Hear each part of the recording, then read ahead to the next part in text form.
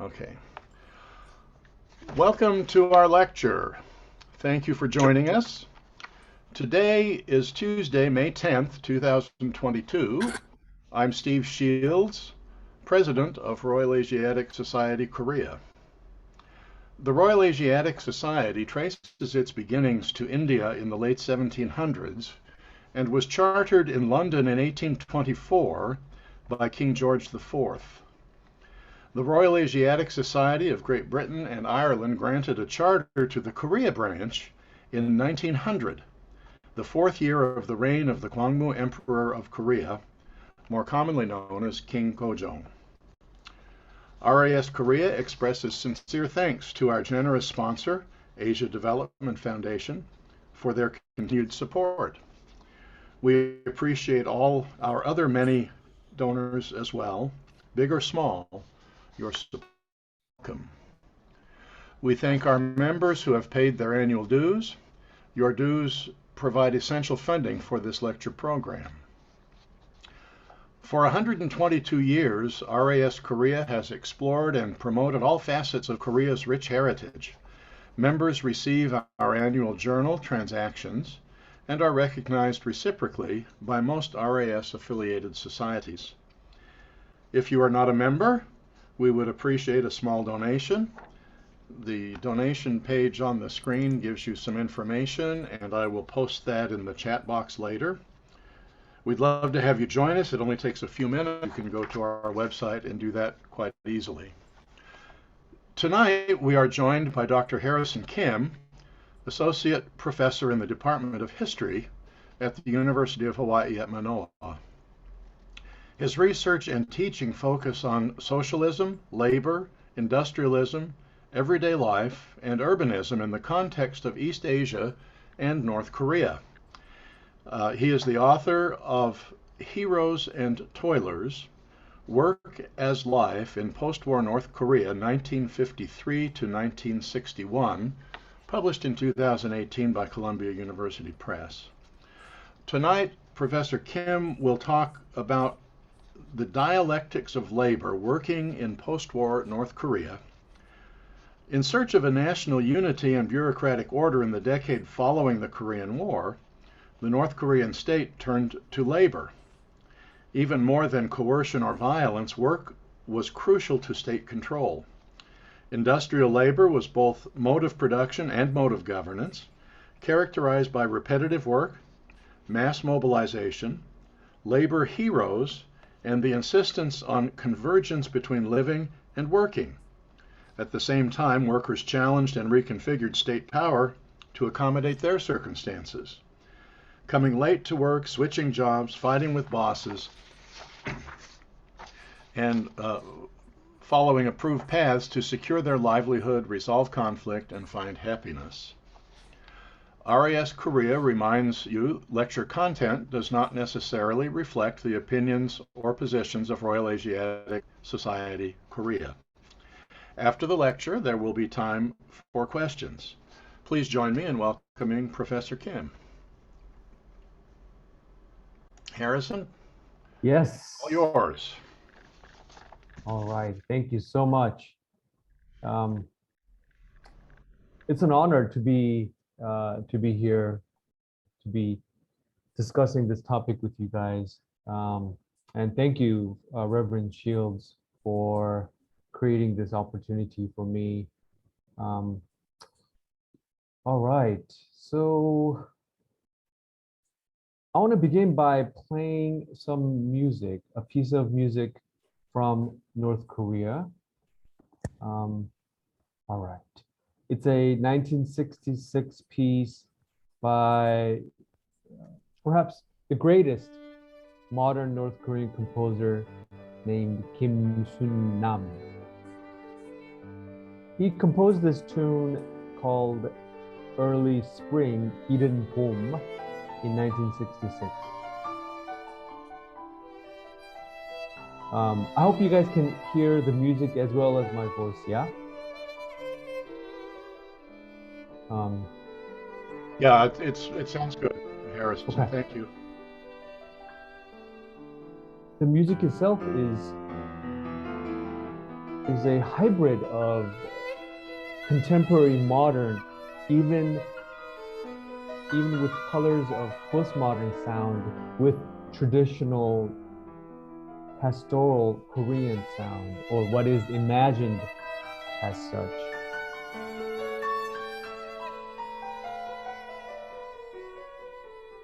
But it is distinct that it is a modern piece of music. I love this tune very much.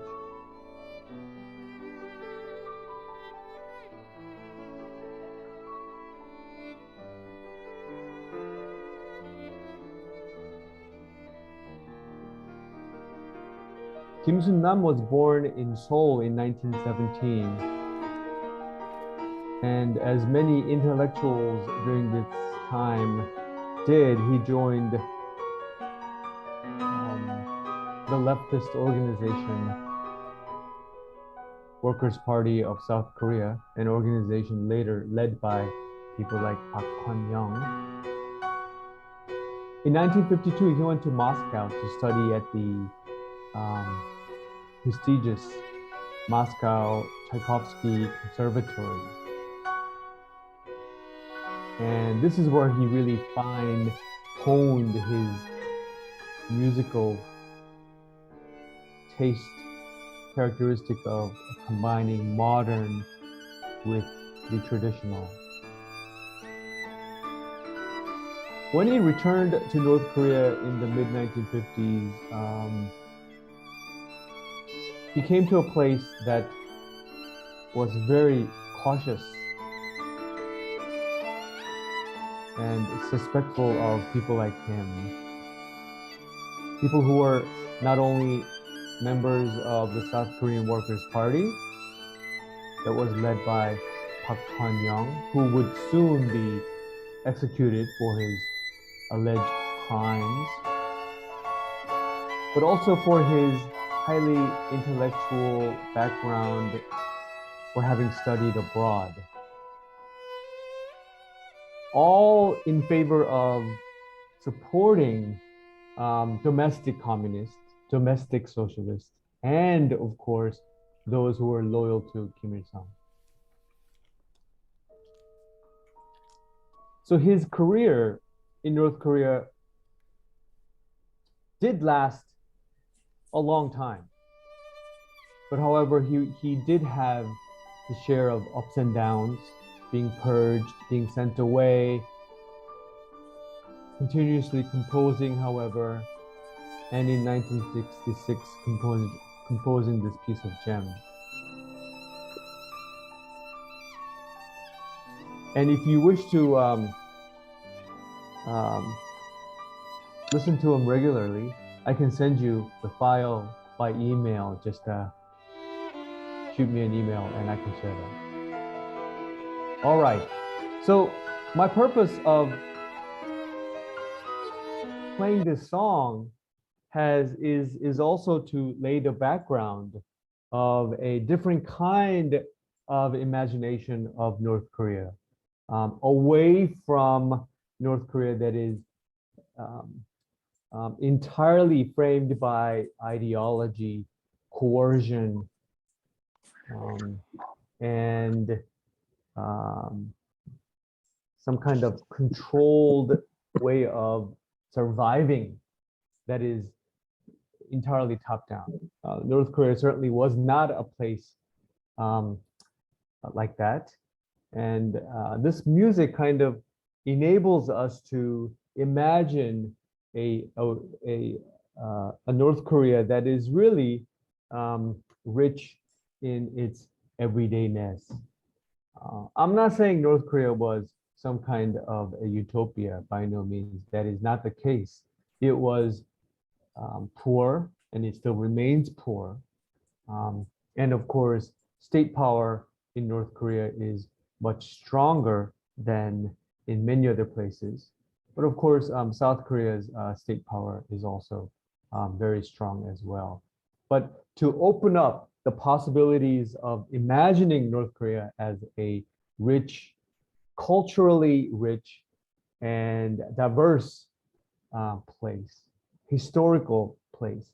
So let me set further this context by laying out three levels of premise that is very important to me and in my thoughts. The first one is to think about what is the historical formation existing in post-war North Korea. It is a kind of socialism.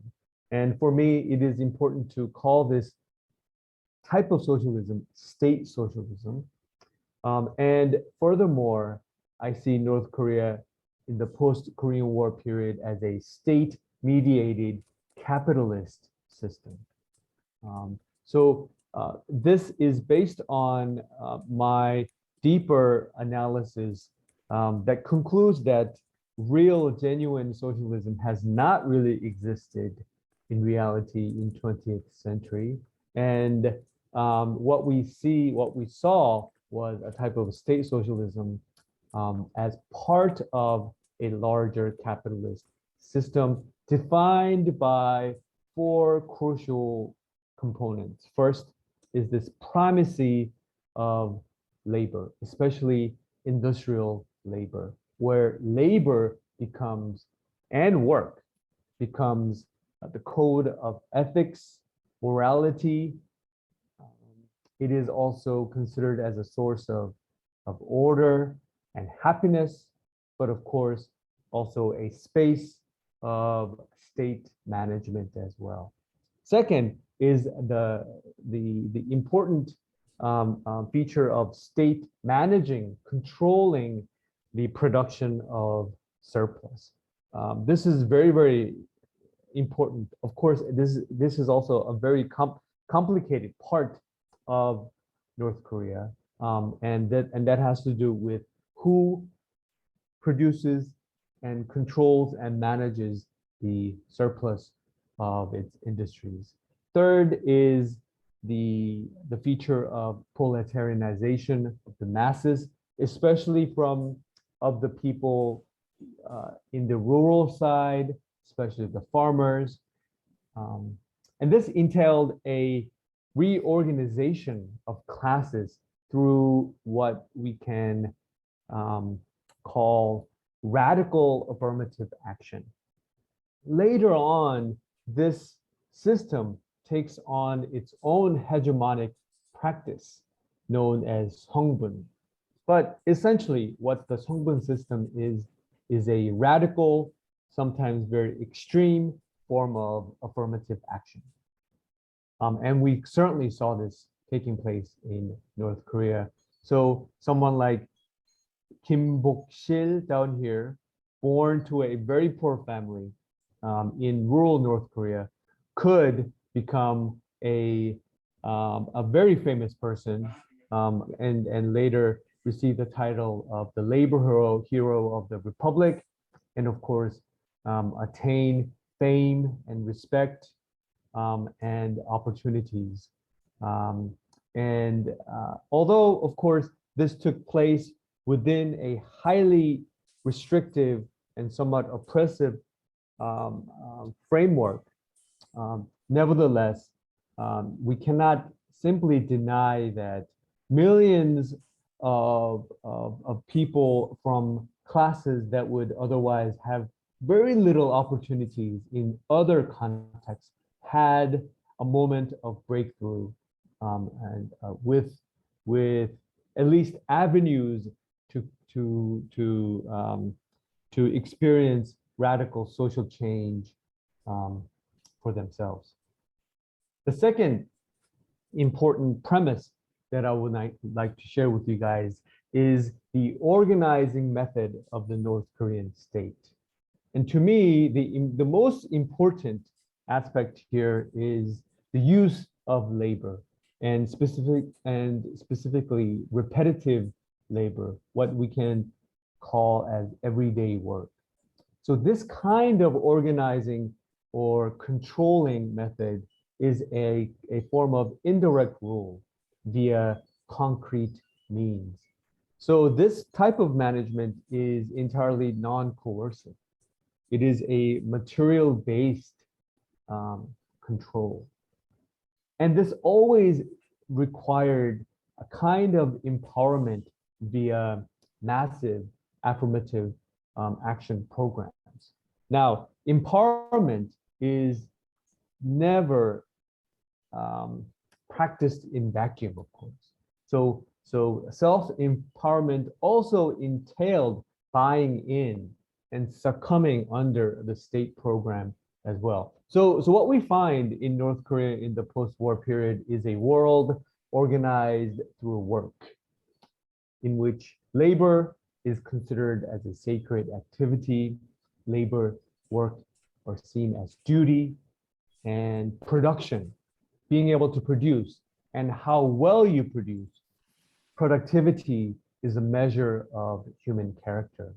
And the ultimate goal here of labor is not simply to produce, but to regenerate the process of labor itself. So the goal of labor in this context is the reproduction of labor.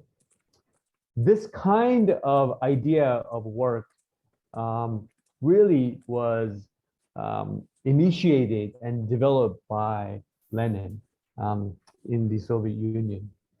And it was Lenin really who really developed this notion of labor as a sacred activity. Now, Marx, and he is someone that I always try to go back to. He is, of course, very difficult. He himself did not see labor as a sacred activity. And in fact, for Marx, a proper revolution, a proper socialist revolution would try to put labor back into life. So where work and labor are no longer separated from people's livelihood. Okay, the image down here is a photo of the first apartment complexes that were constructed in the city of Hamhung in 1958. And some of the most modern apartment complexes in North Korea at this time, at least a few decades, at least a decade before any modern apartment complexes were built at a large scale in South Korea. And this kind of context of modernity, where housing and material conditions are physically experienced, is an absolutely crucial part of the overall organizing method of the North Korean state. Okay. Third feature of this era has to do with this question of how did the North Korean people experience state power and industrialization. We will get to some of these ideas a bit later on, but my take is that they experienced life as an undifferentiated everydayness, as a coherent reality. So in this kind of context, hegemony or domination are experienced in a mixture of contention and choice. Choice is always part of this hegemonic context. So here I am inclined to say that there is a level of agency that is always participating within this machine of hegemony. And moreover, state power itself depends on individual choice. So what we have here is a dialectical presence of domination and freedom. Now, these are abstract ideas, and I'm creating some kind of an easily manageable idea of how power and domination worked in North Korea. A photo down here is a photo from the 1960s of an actual photo of Charlima riders. Charlima is a mythical horse that can travel very, very far. And in the late 1950s, North Korea Charlima was used as a symbol of a major um, production campaign called Charlima Work Team Movement. And here's an actual photo of these guys as Charlima riders standing in front of their peers and making a plea for higher production. By the way, majority of the photos are taken by me from a museum in Hamhung, North Korea, when I visited the city in 2014.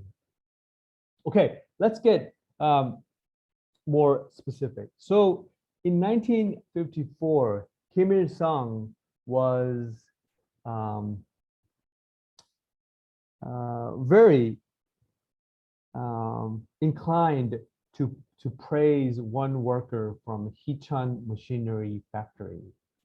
And he praised this particular worker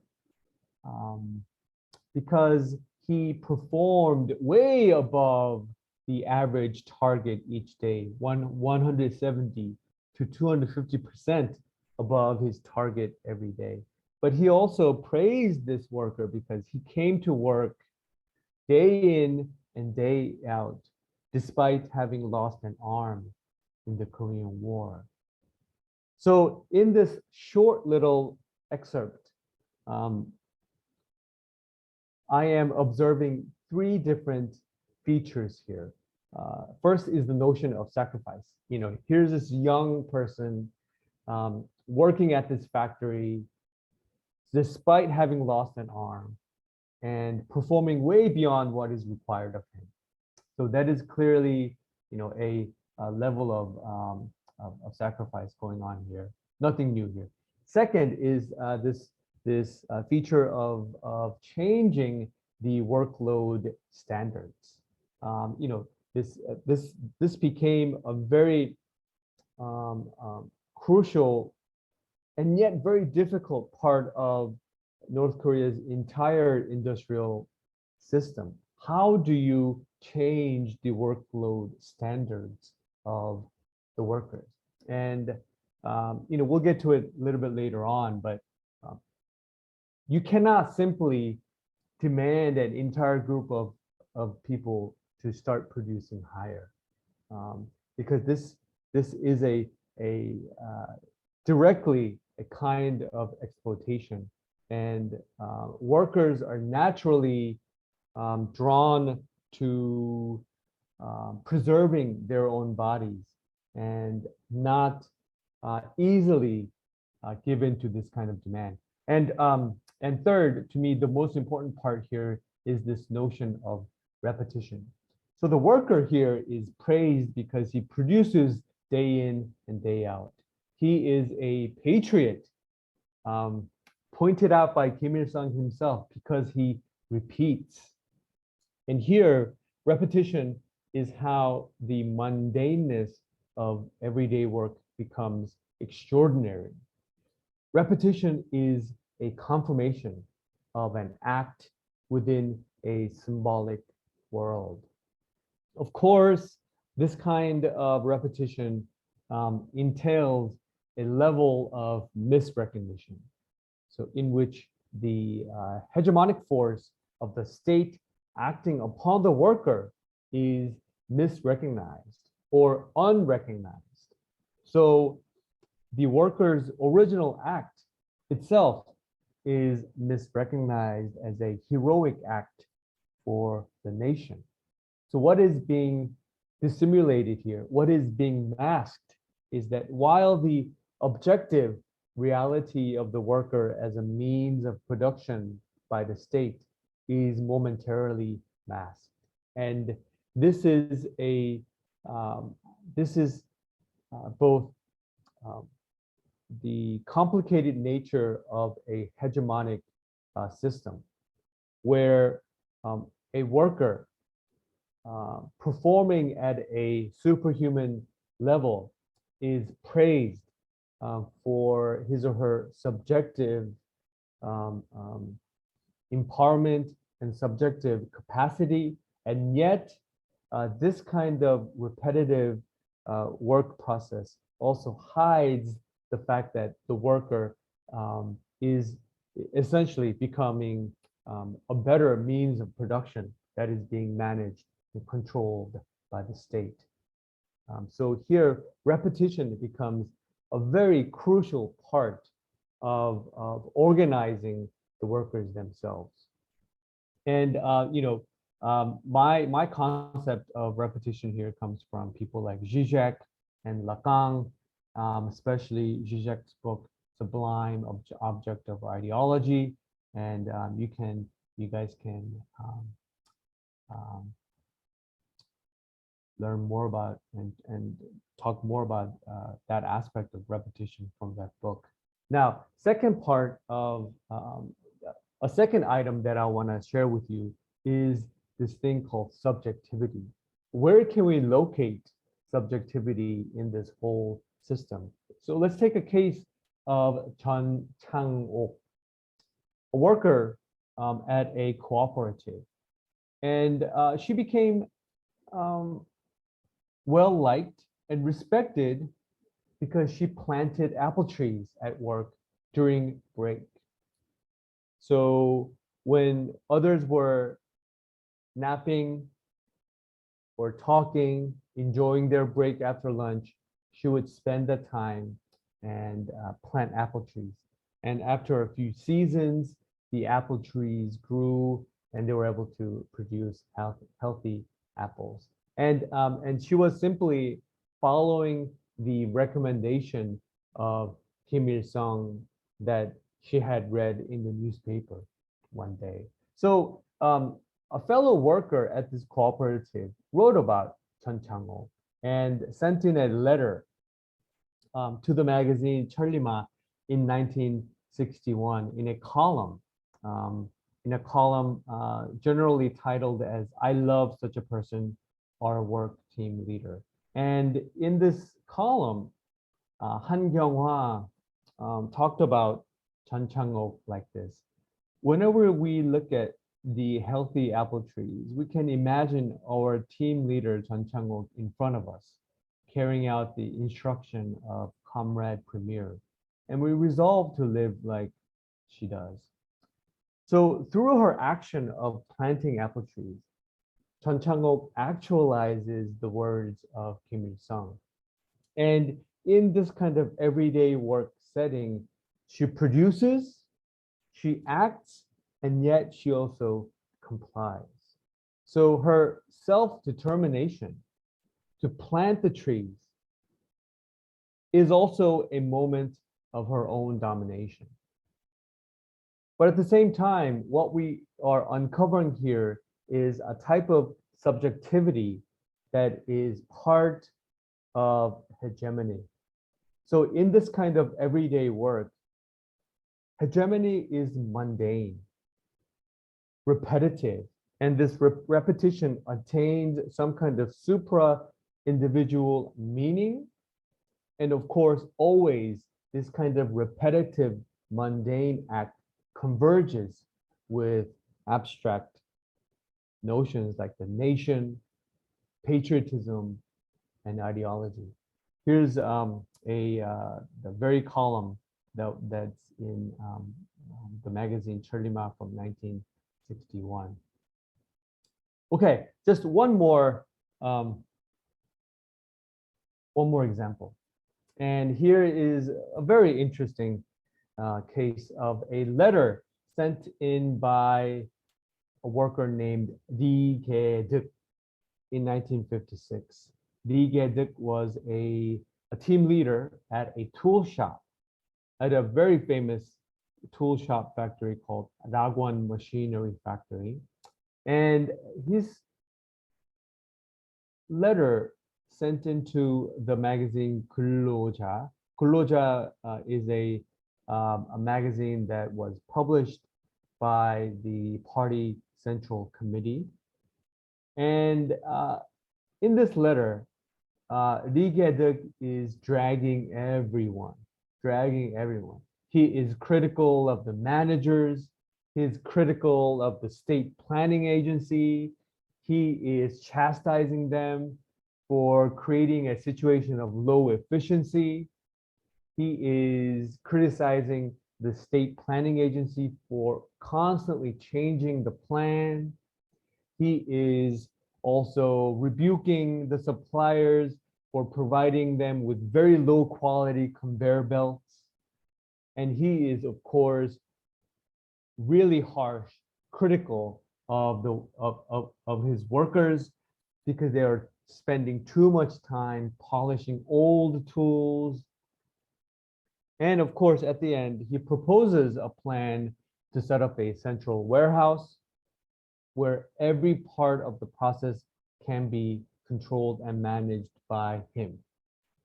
So here, what we see is this fascinating opening up of a workspace that is full of constant criticism and choice.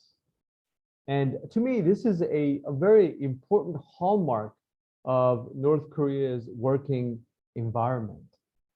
The state demanded innovation and productive work. And in this process, working in a factory meant that the workers had to make a lot of choices.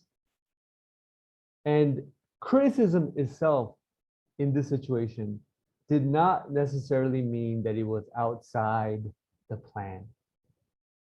The workers committed to evaluate, criticize, choose, and solve. Now, some of you guys may have met and have friends who are from North Korea. And in my experience of visiting North Korea, I think this quality of their working life is very much true. They are certainly not shy of making critical remarks, complaining. They are certainly not shy of standing up to authority, men or women, as long as that authority is not the Kim family. North Koreans have a much more capacity to complain and criticize. This is my experience, and this is and that is the observation that I make from the textual sources from the 1950s. Okay, so I do want to, but of course, bring in another element here, that the working environment in North Korea in the post-war period was not all about ideology or hegemony or choice or individual will. These things were very important, very important. The so-called interior categories like patriotism, motivation, the motivation to do something good for the community, to excel, to be competitive. These are all true and very important part of North Korea's working environment. But the management of work itself is somewhat overrepresented with these interior categories. And why am I saying this? Because equally important was a whole set of other set of practices of calibrating and monetizing work. And primarily this had to do with increasing efficiency by changing, tweaking workload, work time, and workspace. And secondly, it also entailed monetizing work through a wage, especially piecework wage. Piecework wage system is a type of wage that you earn as you produce. So more you produce, more you earn. Okay, it is a little bit different from an hourly wage. Slightly different. Piecework wage system depends on the number, the quantity of products that you create. So, so this kind of wage work environment was very, very important for the North Korean state. So by the end of the 1960s, North Korean state had a goal of creating a wage work system for 60% of its workers. It almost achieved that, but of course, later on, in fact, in the 80s, wage itself began to lose more meaning. And in the 90s, especially from the mid 90s and on, North Korea's monetary value and wage itself no longer was enough to provide North Korean people's livelihood. But nevertheless, wage itself became a very important part of the working life. Now, what is paradoxical here is that piecework wage was also the preferred wage system in capitalism, especially in factory work. Even to this day, piecework wage system is a hallmark of a type of wage system in large-scale industries. And what is very important that I'm pointing out is that this kind of piecework wage was supported and championed in both systems, in state socialist and state capitalist system. Okay, but what is crucial here is that North Korea also relied on this notion and practice of efficiency in the 1950s and 60s, and especially later on, 70s and 80s, when productivity and industrial growth began to slow down. So here is a sample here from the journal magazine Rodong. Rodong is a magazine that was produced by the Ministry of Industry.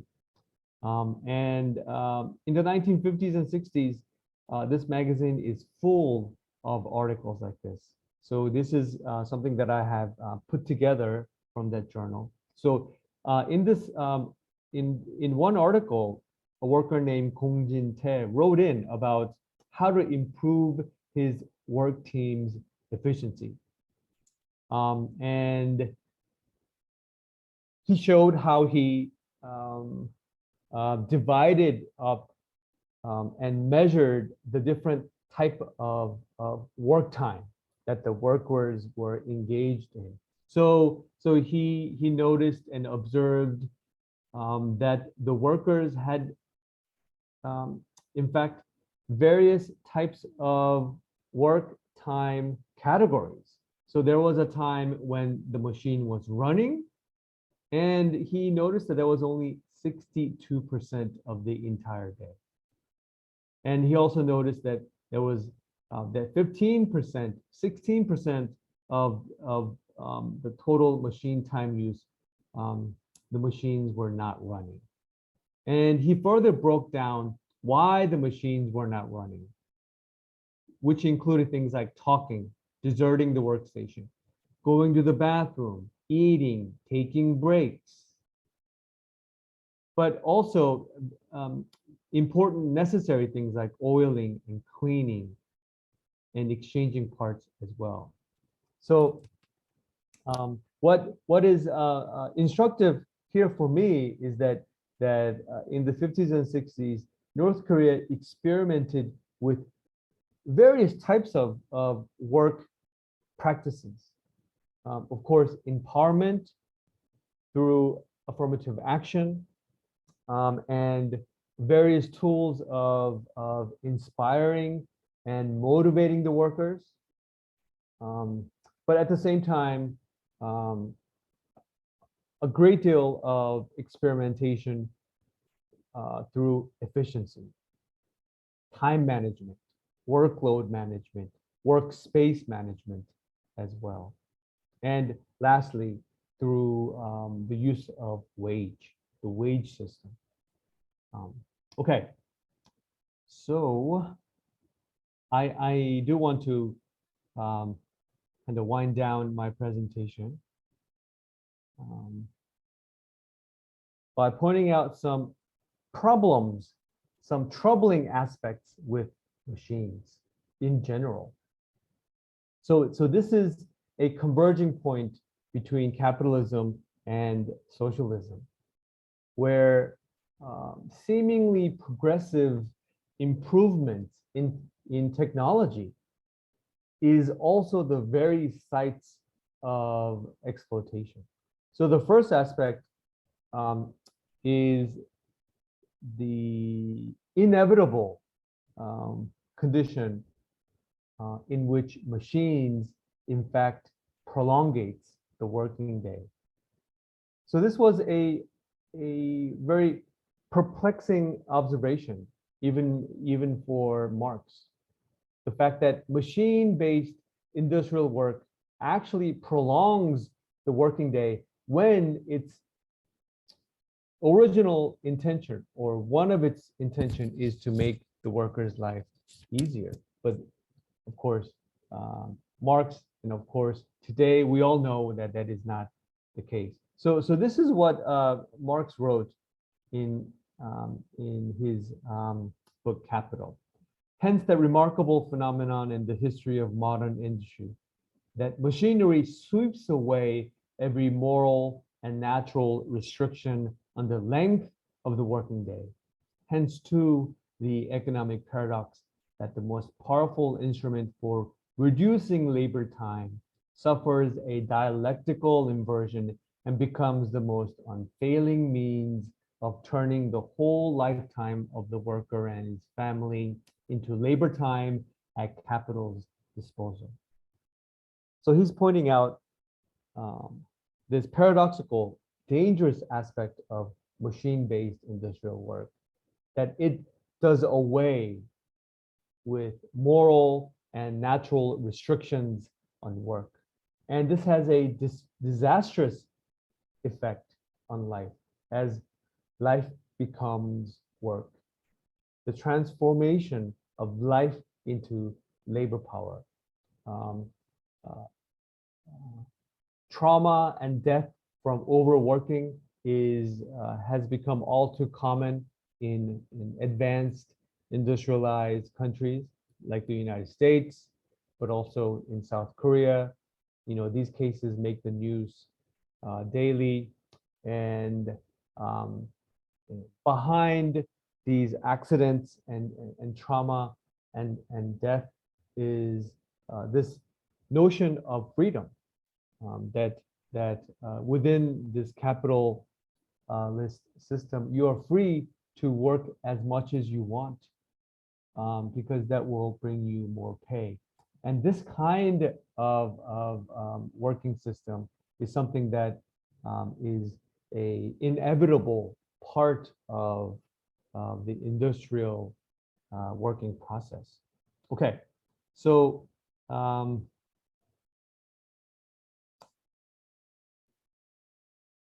this naturally leads us to this question of intensity.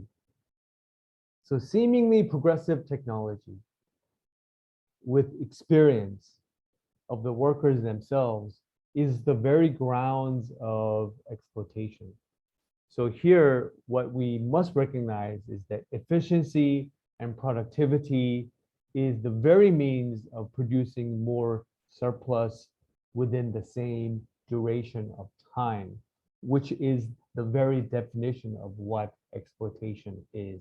Exploitation is a ratio of surplus production over time.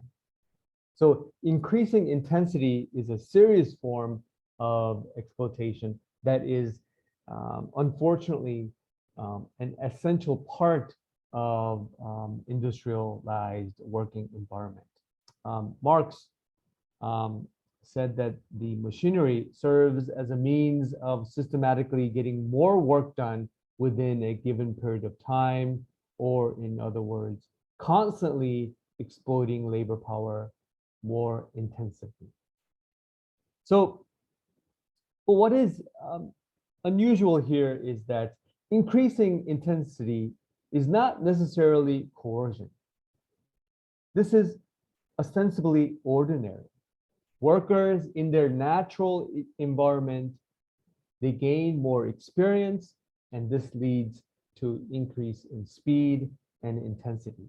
In North Korea, we saw this kind of gradual development happening, organized at the national mass level through mass production campaigns like the Charlie Mill Work Team movement of 1959, which on the one hand, produced extraordinary economic results, galvanized the nation, but at the same time, this kind of capital can only be described as a collusion of the capitalist system, the system of nationhood, and of course, state power to produce and extract, pump out more surplus from people who are living in poverty and amid a post-war destruction.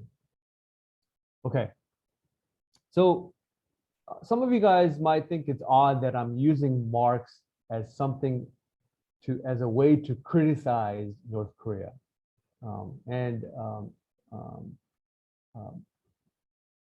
I do that because, as I briefly mentioned early on, that North Korea is not a genuine socialist country, because there has not been a genuine socialist country. There has only been a variation of state socialism, which I see is a type of a capitalist system in which the state has more control than, say, corporations. But nevertheless, it is still the same type of, it is still a variation of the global capitalist system. Whereas in places like in South Korea, the state control over capital is still very strong, and yet we also see a very important hand of corporations at work. But of course, in all places, we see the state, nation, and corporations all working together. I do want to end on a little bit of a positive note here. So, is there anything that we can learn from North Korea? Is there anything positive that we can discern from North Korean history? I think there is, and it is this culture of elevating difficult physical work. And let me end by reading an excerpt from a poem that I like very much, written by Kim Sang-oh and published in 1949. It's called The Engineer, Kisa, simply called Kisa, engineer. Don't look for him near a desk. Most likely he won't be there. If you want to meet him, I recommend to you patiently walk around the difficult corners of the factory. Next to a furnace whose fire is weak, or near a roller, you will see him among the workers. A painting down here is a work by a renowned North Korean painter named Chung Kwan-chul, very famous painter. And I don't know if you guys can see it, but this painting at the bottom left has the name of the worker, Moon Jae-chul. This painting is titled Furnace Worker, Yonghae-gong. And at the bottom, the painter, Chung Kwan-chul, wrote the person's name, Moon Jae-chul. That's his name, the worker. This is an inversion of the practice, the artistic practice that happens in our country. In our country, the painter's name is the most important signature, not the subject, But in places like North Korea, it's not the painter that is important, but it is the subject, the worker. And his name is written directly onto the painting itself. So,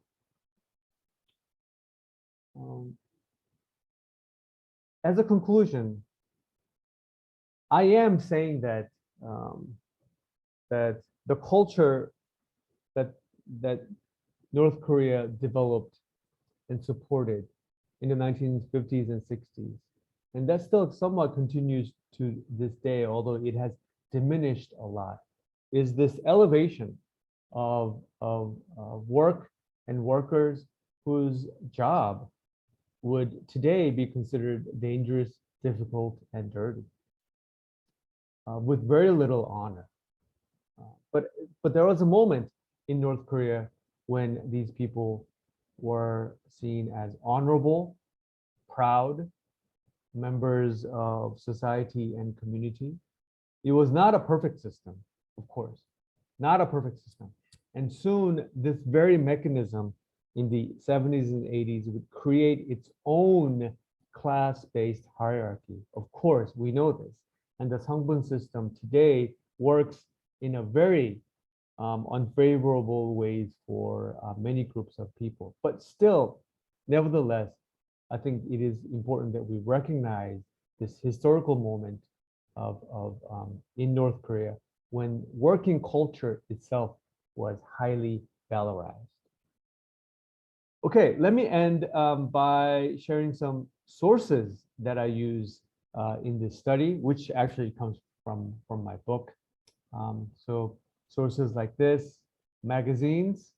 These are somewhat of a specialized magazines, 근로자, published by the Central Committee of the Workers' Party, Korean Workers' Party. Also, popular magazines, Cheollima. Cheollima was a popular magazine for the general public. Essays, collections, essay collections, like this, the people of the Cheollima era, which had a printing number of 70,000, so very popular. So in North Korea, if anything was printed above 50,000, 100,000, these were some of the top selling publications, top selling publications. So 70,000 prints meant that this was a very important piece for the general public. And I also use memoirs like this. Memoirs of a Cheollima work team leader. This is a very famous piece written by Gil Hwak-sil, perhaps one of the most recognizable and iconic labor heroes of North Korea, Gil Hwak-sil. Yes, and a novel, several works of fiction. Pieces like this, Yoon Se-jung's masterpiece, 용광로는 숨쉰다. Originally published in 1960, and then also published again in 1974. Originally 10,000 prints, lower number, 10,000.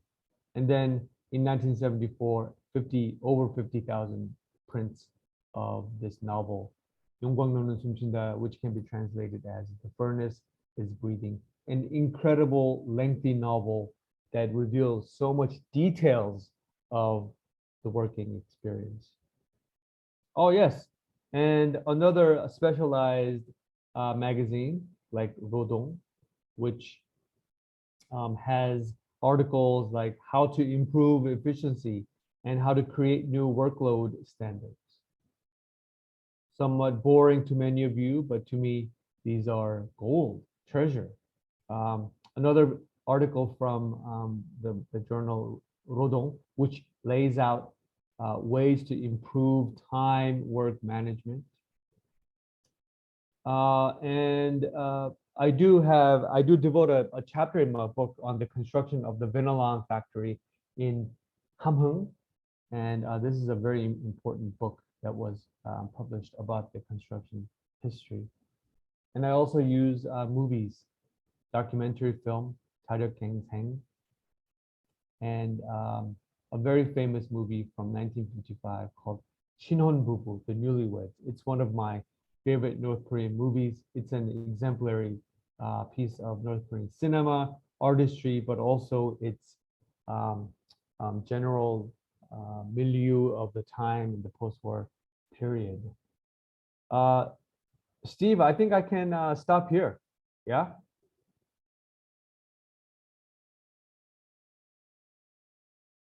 I think you're muted. Turn on the mic here. We've got a few questions coming in. the Marx's observation about machines making the workday longer, I just can only imagine what he would say about our computers and tablets and smart devices and all of that. Oh my. It never ends. We're constantly doing something. Um, Marcus Bell asks, what do your findings tell us about labor and the relations of the individual to the state in contemporary North Korea? Yes. Hello, Marcus. Thank you so much. It's good to see you here. There he is. Yes, hello. Yeah, so things have changed, and there is a level of liberalization in North Korea that cannot be ignored, where today means of livelihood is only maybe 50% dependent on official employment and jobs through the state. So state created industrial jobs are symbolic and very important. And the best students and workers will go to these factories, and yet they are no longer the only source of means to survive in North Korea. But what is still intact is this culture of appreciating hard work and somewhat dangerous work. So this culture is still intact. Now, we talked about this 성분 system that is very much in practice in North Korea, which is an extreme form of reverse discrimination. So once the guerrilla fighters and the farmers and the loyal supporters of Kim Il Sung, which all came from the domestic socialist communist faction or the Manchurian guerrilla fighting faction. So they were, on the whole, non-elites, the non-super educated elites of North Korea. So they were not people like Kim Jong-nam. And as soon as these people and the masses who supported this group began to emerge as the next generation of rulers and lawmakers and military leaders, it did create its own kind of a class system, a very rigid class system, where if your background, if your great grandfather studied in Japan or studied in Europe or had ties long time ago to South Korea or the United States, these actually worked in a very unfavorable way. So the lower and the more plebeian your background was, it was better for you in a way. So this kind of extreme reverse discrimination became solidified in the 70s and 80s, and this remains to this day, but with its own sense of elite characteristic, of course. Today, being part of the family that is close to the top leadership, right? That is the only quality. That is the only qualification that will help your future. So it did create this kind of a new elite kind of a working culture. But I do believe that that North Korea still maintains this, I guess, sense of valorizing the working people. Thank you for your answer, and I really, really enjoyed your book as well. Just thank you. Thank you so much, Marcus. Okay, we've got a question in the window here.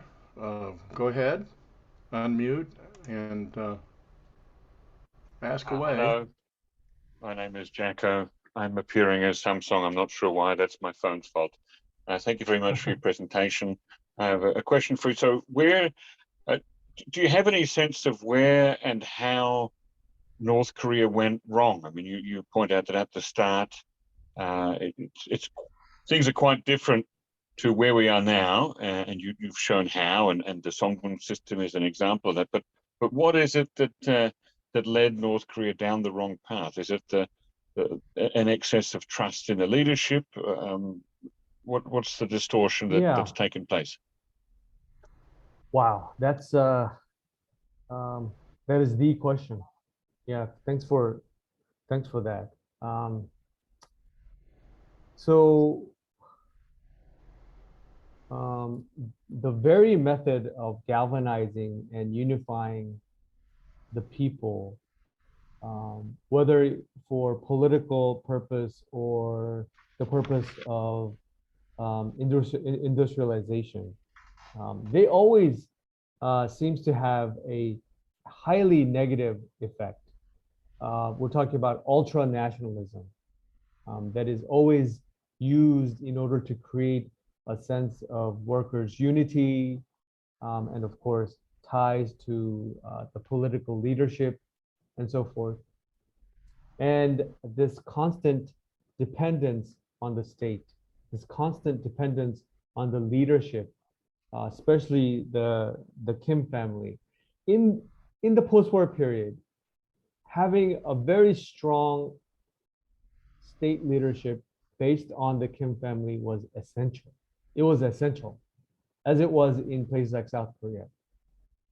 The face of the leader. But what eventually created from this environment was a culture that did not value a local sense of community. It's very unfortunate, but in North Korea, there is no sense of community. There's only a sense of the state. And this is to me, a major problem. So there is very little autonomy at the village, even at the village level. Yes, we can detect some underground autonomous activities that is probably very much widespread in North Korea, but at the official level, there is no sense of a communal, personal identity at the local level. So this was also very much of a problem. So the workers essentially, in the practice of galvanizing themselves and unifying themselves and identifying themselves with the state, lost their autonomy.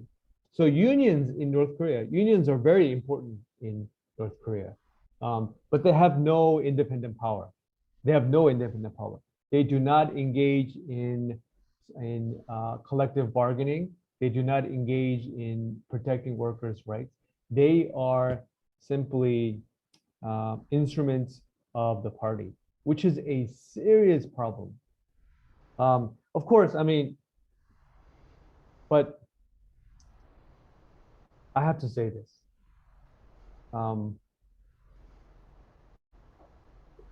Majority of postmodern, post-colonial states have failed.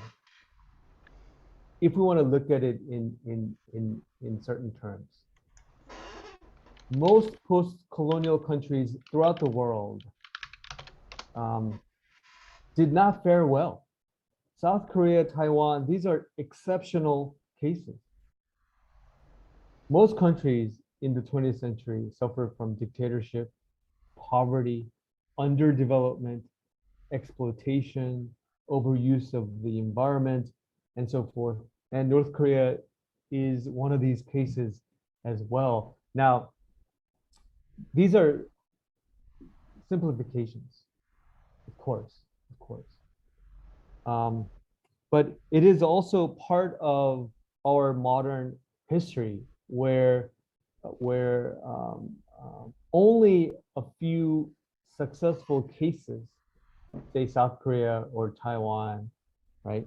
They seem to kind of dictate our imagination of places like North Korea. So we tend to overuse things like ideology and 주체 as to make sense of why North Korea is so poor, when in fact there seems to be a much global systematic force at work as well, and that surplus wealth accumulation is actually seems to be extremely hard.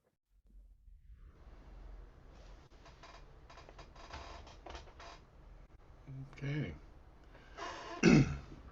Excuse, so Yes, go ahead. Go ahead. so North Korea is completely a closed society. So you don't think that North Korea actually caused herself to get to where they are, not because by the people's choices, the North Koreans, the common peoples, but the leadership, the Kim dynasty, they don't allow anyone to leave the country unless they are elites and the party favorites. So their own choices I believe their own choices play the bigger role in their current situation, not the global systemic oppression by the first world. That what you said, it doesn't sound right to me when it comes to North Korea. Yeah, no, I thank you. Of course, you're right. Of course, North Korean government is the biggest responsible party. Of course, you cannot deny that. So as much as we can criticize South Korea's problems, we have to recognize how much South Korea advanced and lifted tens of millions of people out of, abject poverty and disease-ridden life. There are a lot of problems in South Korea, but you cannot compare, right, these two countries. And of course, the North Korean government must bear the biggest responsibility here, the biggest responsibility. At the same time, there are many different historical, socio-political forces at work here. And we at least need to try to understand internal and external features as well. So why is South Korea so wealthy and advanced? Well, it is so because it gave up a great deal of independence and sovereignty to benefit from American and Japanese economic hegemony. We have to recognize that. North Korea did not take that approach. So in terms of sovereignty and independence, we actually find a higher level of these practices in North Korea than in South Korea. Now, is that important at the end of the day? Probably not. Probably not. People's livelihood and comfort and wealth is probably much more important. Jobs are much more important than how much your government has sovereignty or independence. Who cares? Who cares, right? But I'm so sorry, but what about Soviets and the Red China? The right. North Korea was they manipulated both countries better. That's why they were maintained their independence. They were better at that. But then you can't call North Korea is independent. They were never free of Soviet or Red China. They still not. They are the biggest client of Red China. Red China uses North Korea as a leverage. That's Do right. you think Red China will allow North Korea to actually reunify with South Korea? No. So I don't understand. I mean, South Korea, the reason South Korea is better off, even though it has now ever deepening problem with haves and have-nots, with the rest of the world, actually. But it's because South Korea is an open society. You can Yes. leave. I left South Korea because I got a scholarship and I was able to. There was an opportunity. People can have an opportunity. They can seek it. There's that difference. Yes. The way the ordinary North Koreans can live in North Korea is they have to cross the Tomun River. They can't even Yes. cross Yalu because it's too deep and it's better guarded. So you are entitled to your opinion, of course, but what I hear from you, I cannot agree. No, I appreciate that. Thank you very much. Look, I am not trying to apologize for North Korea. Certainly not. You know, I've been there, and I am someone who is also deeply invested in things like human rights and peace. And North Korea's nuclear strategy is one of the biggest barriers to North Korea's future, of course. And I'm the first one to bring this up in my classes and in my writings too. But North Korea is not simple. North Korea is not simply a house that is ruled by a dictator that controls everything and everyone is brainwashed and everyone acts like suppressed animals within this kingdom ruled by a single family dictator. That falls apart historically on all levels. It is a complicated, complex country, and we need to understand this place better, much better. We can no longer understand North Korea simply as something that is opposite of South Korea, simply that is inimical, different from South Korea. North Korea is part of the same world and went through the same global processes. Now, how it actually handled these processes are different. And what you're pointing out are absolutely right, Ms. Chang, absolutely right. Dr. Chang, I'm sorry. And of course, opportunities for the people themselves. No, I'm not a doctor. Please don't call me doctor. I'm not a doctor.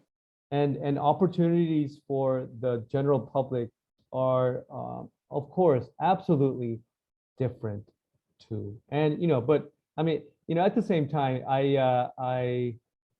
I'm sure your case is highly laudable, but people who leave South Korea and seek opportunities elsewhere are very small in number.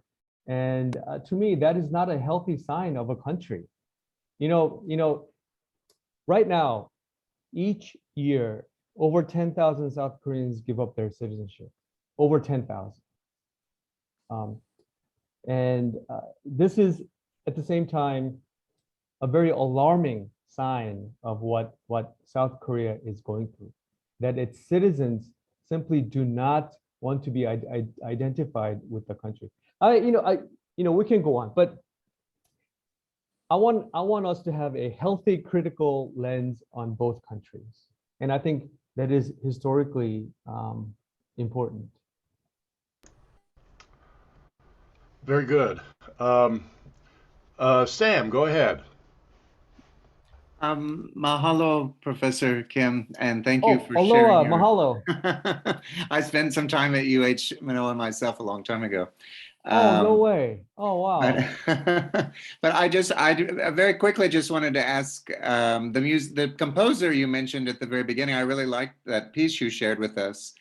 And I was just wondering what became of him, because you said that he was under suspicion for being an intellectual and having studied in Moscow and so forth. And I was just kind of wondering if you could how he ended up, what happened with Yes. him in the end. Because I thought the music was very touching that you shared with us.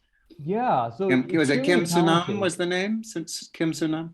Kim Sun-nam. Sun-nam, yeah. There is a small revival of his work.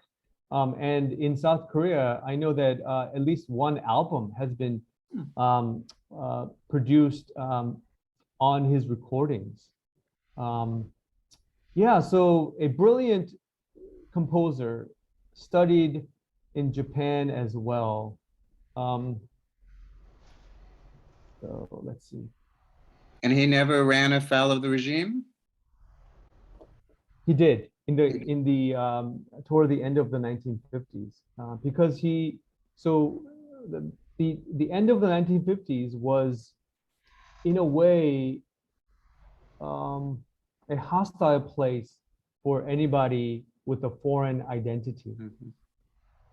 So in South Korean terms, this is the exact opposite, right? So if you are a 유학생 coming back from abroad, you are seen as a possible spy in North Korea, and you were approached in a very suspectful way. And this all had to do with the rise of the Kim Il-sung faction. But at the same time, I've mentioned this a few times, but this extreme form of affirmative action that gave all the privilege to domestic loyalists. So people like Kim Sun-nam was seen as an elite, too elite artist, too Western, too European elite artist. And he was trained by some of the most postmodern Russian artists. And postmodernism was also seen in North Korea as something that was very useless and bizarre. So he was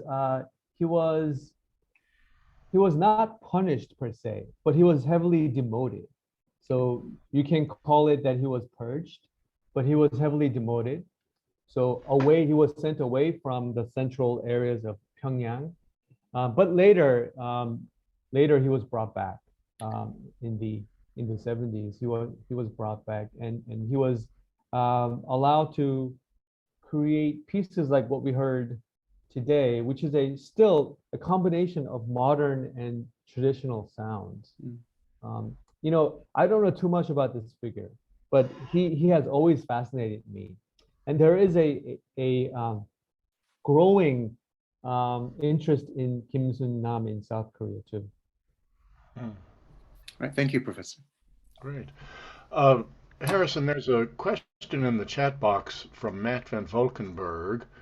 The industrial complex in Hungnam features in World War II Allied POW memoirs as a difficult and dangerous place to work under the Japanese. Would there have been a carryover of or similarity of management style under Japan in wartime and under North Korea during post-war reconstruction? Yes. North Korea's methods of mobilization and motivation have been more successful. Yes. Oh, excellent. Yeah, I studied this aspect as well. Absolutely, there was a continuation. So all the industrial complexes, enterprises, and factories that the Japanese Empire had built in North Korea, which was vast and very much high tech, some of the most advanced factories in the world at that time, in the 1940s, were inherited by the North Korean government. Now, there was a lot of damage, of course, and non-working factories as well. And without the technical specialists, North Korea was probably not as effective at running these factories and enterprises. But North Korea's industrial foundation was directly inherited from the Japanese colonial industrial infrastructure. This is a well-known story. So this is also part of my bigger approach. So in this situation, as much as North Korea wanted to create a new socialist labor process, that was simply not possible. There was no such a thing as socialist machines. Japan created some of the most advanced capitalist industrial infrastructure in the world at the time, And that was the same industries that North Korea began its modernization process. So some of the biggest labor protests during the colonial period was in the city of Hamhung and Hungnam. It's a fascinating story. So the most advanced, biggest factories in the empire. But because of that, also a lot of workers' grief and complaints, including Japanese workers too, and Korean workers as well. So some of the most powerful labor strikes and protests happened at that city, Hungnam and Hamhung. But but these were the same factories that ran North Korea's industries in the 50s and 60s, and even to this day. Well, thank you all for being with us tonight. Harrison, a special thank you to you. We really appreciate your being with us. It's been an honor to have you chat. Oh, thank you so much. Thank you so much for giving me this opportunity and to come share my ideas at this really incredible organization. Thank you. Thank you.